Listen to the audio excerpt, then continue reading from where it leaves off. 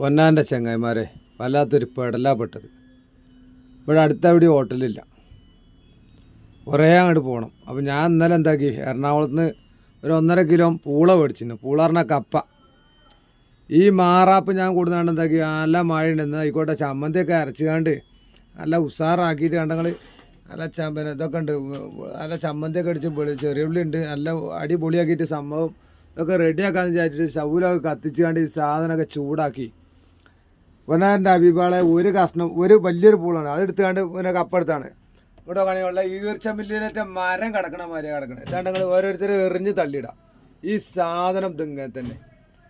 ഇതുപോലെ പിന്നെ എന്താ പറയുക, പായസത്തിലേറ്റ പിന്നെ അടപ്രഥമനേറ്റ കിടക്കണ ഒരു കുഴപ്പമില്ലാതെ കിടക്കുമല്ലോ അടപ്രഥമന്, എന്നാ മാതിരി ഇങ്ങോട്ട് പറയാം വറകും കൊള്ളിയേറ്റ കിടക്കണേ. അത് നല്ല പച്ച എന്നിരുന്നു. നല്ല ആ പച്ചക്ക് തിന്നാൽ ആ ഒരു സോഫ്റ്റ്നെസ് അതിലും കൂടെയായിരുന്നു. ഇതിങ്ങോട്ട് ഉറപ്പ്